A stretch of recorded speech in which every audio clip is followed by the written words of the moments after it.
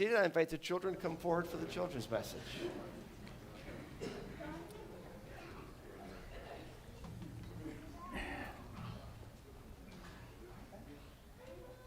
I could go over there.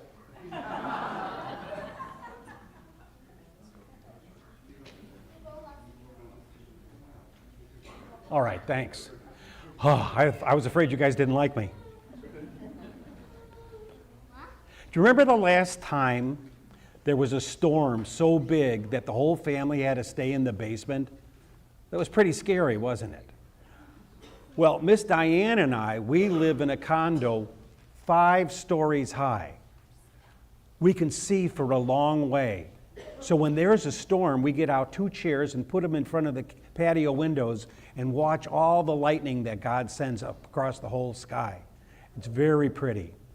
But one time, we're looking out, and in the backyard in back of us, around the tree, the wind is blowing leaves around and around and around in a circle. A tornado was starting to touch down. This is what the beloved Miss Diane did.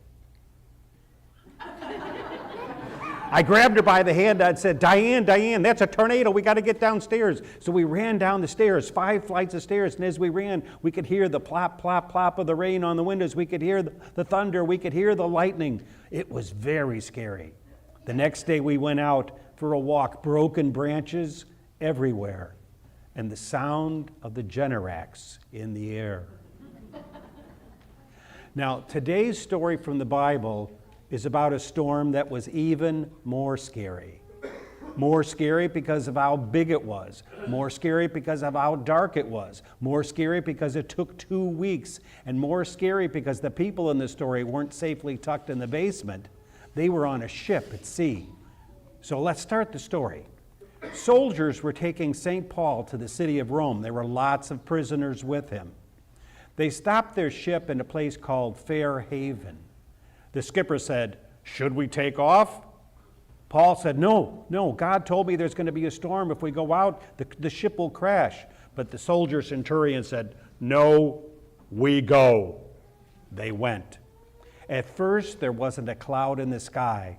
But then along came a big cloud, and then another, and then another, and then another. And pretty soon the sky was as black as night from all the clouds. And then came the thunder and lightning. Boom, crash, boom, crash. It stormed and stormed and stormed. The ship went up the waves and down the waves, up the waves and down the waves. The waves got higher and higher. 1 day, 2 days, 3 days, 4 days, more days. In the middle, Paul said, God said it's going to crash. The ship's going to crash. But God also said, don't worry. He's going to save every last one of you.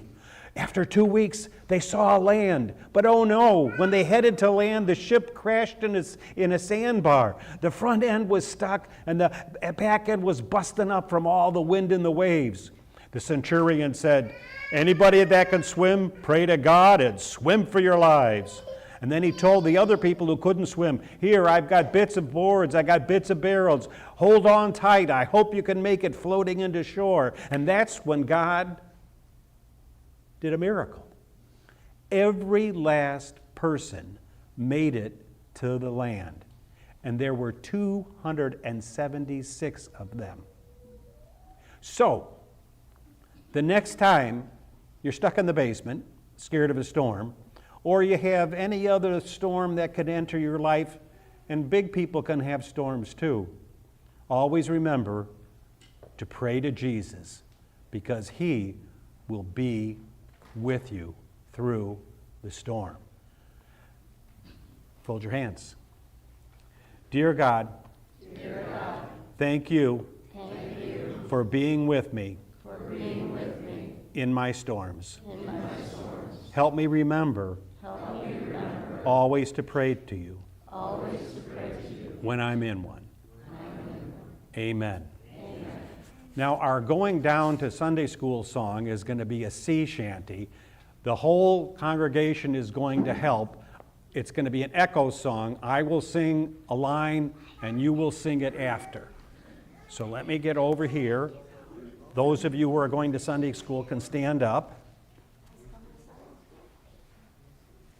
and follow me. Remember, you're going to echo it. Oh, this is the story of a castaway St. Paul was his name.